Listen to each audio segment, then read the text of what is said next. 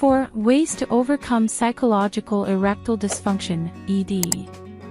1. Seeking solutions with your doctor. 2. Addressing specific psychological factors. 3. Working with your partner. 4. Making lifestyle changes.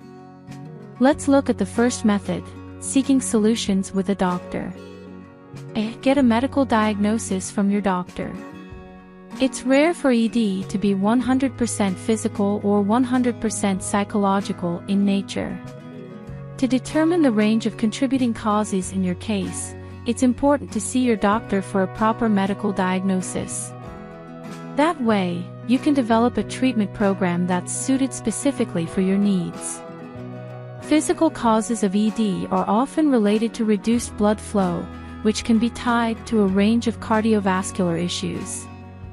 In some cases, medication interactions, injuries, and obstructions, such as tumors, can also be factors. You may feel embarrassed to bring up the issue with your doctor, but remember that ED is a very common condition, not just for men over 40 but for younger men as well. ED isn't abnormal and it isn't inevitable, it's a common and treatable condition. Be direct in discussing the issue. B. Utilize medical treatments for physical ED factors, if needed. In the event that your ED is entirely psychological in nature, you should focus primarily on psychological treatments. However, if there's a physical aspect as well, it's important that you utilize medical as well as mental health treatments. Discuss your best treatment options with your doctor. There are a wide range of medical interventions that can improve your ability to physically achieve and maintain an erection. These include pills, injections, manual devices, and implants, among others. Taking a pill may, or may not, enable you to get an erection if your ED is psychological in nature. It won't do anything, however, to address the psychological issues that are causing your ED in the first place. You'll simply be masking a deeper problem. C. Attend therapy to address your mental health concerns. If your doctor doesn't find any significant physical causes for your ED, then it's safe to assume that your condition is primarily psychological in nature. In this case, it's important that you identify and address your specific psychological factors. Working with a licensed therapist is a critical part of this process. Depending on your condition, your therapist may help you develop strategies for managing anxiety and reducing stress that aren't directly related to sex. They might also utilize cognitive behavioral sexual therapy, CBST, which is a variation on CBT that can help you develop new thoughts and behaviors related to sexual activity. Now let's look at method 2, addressing specific psychological factors. A. Reduce excessive stress with calming techniques that work for you. Sources of stress in your daily life, even when they have nothing to do with your bedroom activities, can contribute to ED. Excessive stress can make it tough to relax, which is a key component of a healthy erection, and can make it physically more difficult to become erect by increasing your blood pressure. The key to relieving excess stress is finding calming techniques that work for you. Try activities like yoga, meditation, deep breathing, light exercise, talking to loved ones, listening to soothing music, reading a good book, or other healthy activities. Doing some deep breathing exercises before a sexual encounter, for instance, may provide the calming effect you need.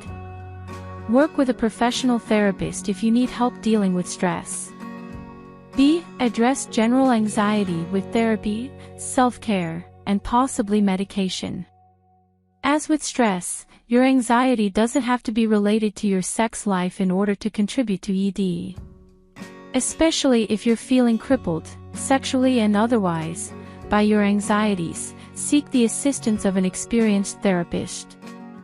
Your therapist may use strategies such as cognitive behavioral therapy, CBT, to help you recognize and overcome your anxieties. Your doctor may in some cases recommend medication to help you manage anxiety. However, some anxiety medications can contribute to ED, so you may want to exhaust your alternatives first. C. Deal with sexual performance anxiety with an open mind.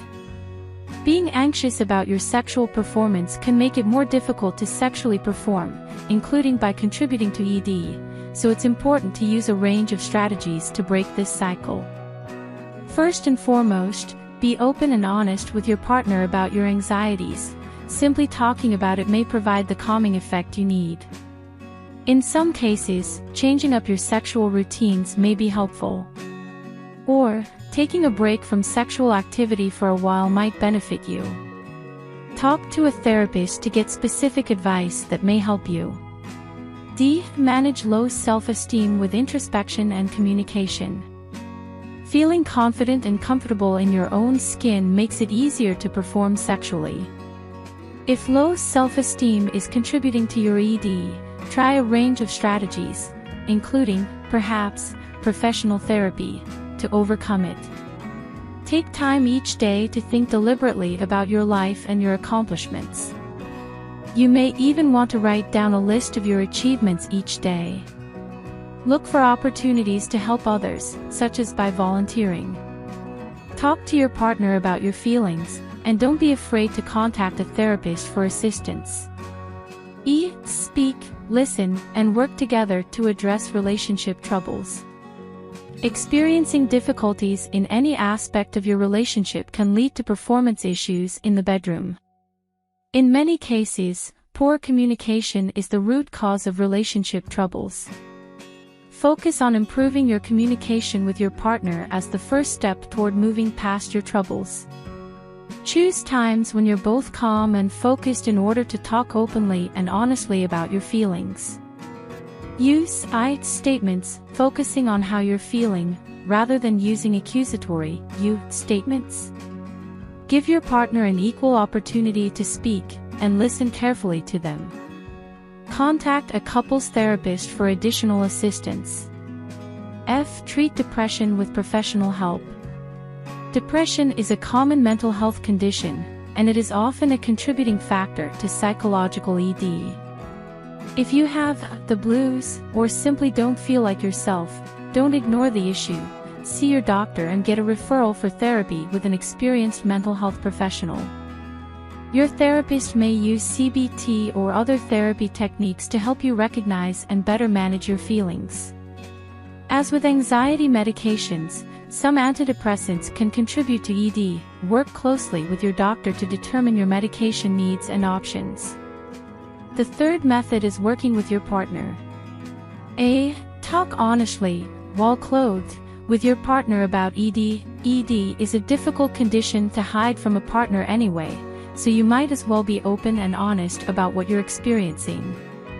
Instead of trying to talk about it during or after a frustrating sexual encounter, wait for a time when you're both calm, clothed, and ready to talk.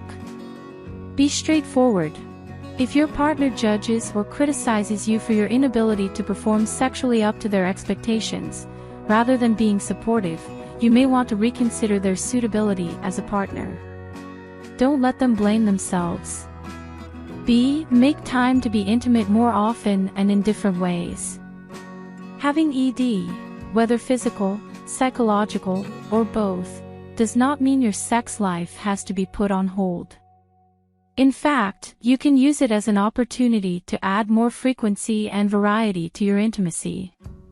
Try things like holding hands, cuddling, nuzzling, kissing, giving sensual massages, or engaging in sexual activities that don't involve your penis. Increasing the frequency and variety of your intimacy can help you to overcome the psychological barriers that may be contributing to your ED.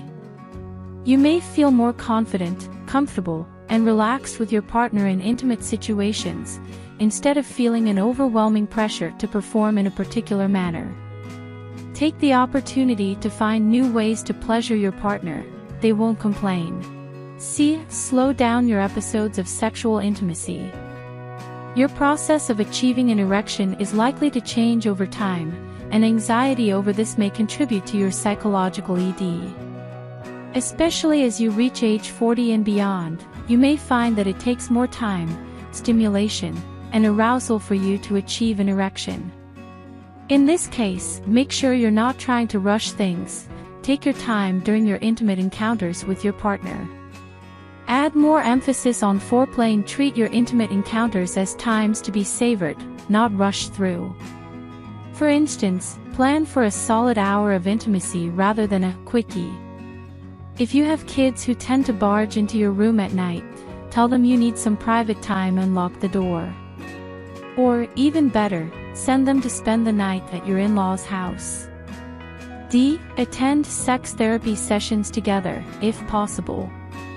ED can be caused by relationship issues, it can cause relationship issues, or it can do both. Managing psychological ED in particular will be much easier if you have a supportive partner who sees it as something to be addressed together. One good way to work together is to attend sex therapy sessions with a licensed mental health professional.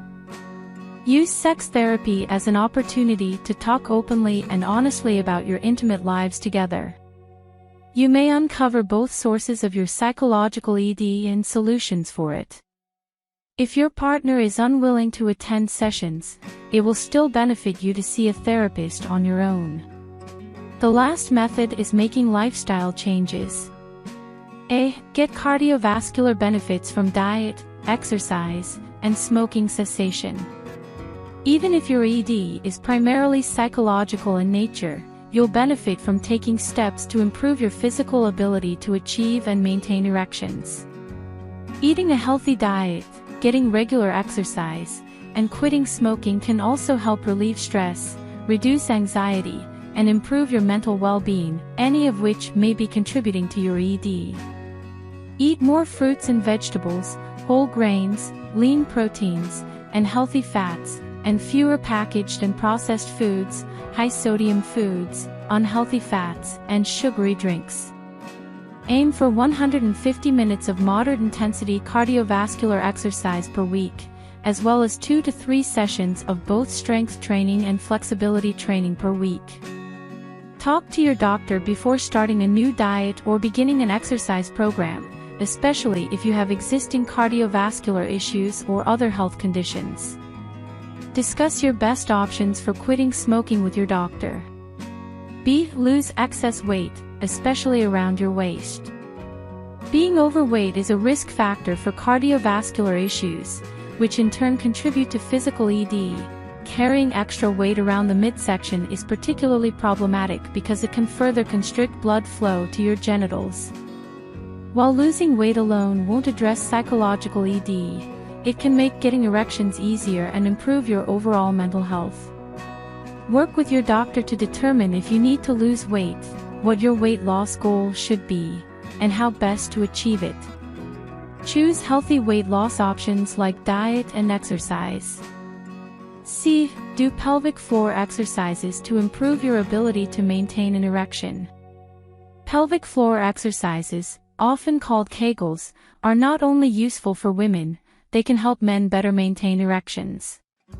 As with diet, exercise, and weight loss, improving your physical ability to get an erection may help make the psychological aspects of your ED more manageable. Start by stopping your urine stream mid-flow to identify your pelvic floor muscles. Empty your bladder fully before doing the exercises. Contract your pelvic floor muscles for 5 seconds, then release the contraction for 10 seconds. Repeat this process 10 times in total.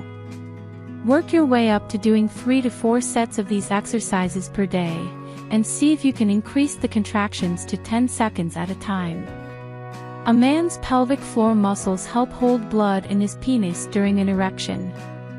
D. Employ masturbation and pornography in a more realistic fashion. If you watch porn that is wildly out of line with your typical sexual experiences, it may desensitize you both physically and mentally and make it difficult to get an erection during normal sexual activity. The same thing can happen if you masturbate forcefully or aggressively in a way that's out of line with your normal sexual behaviors.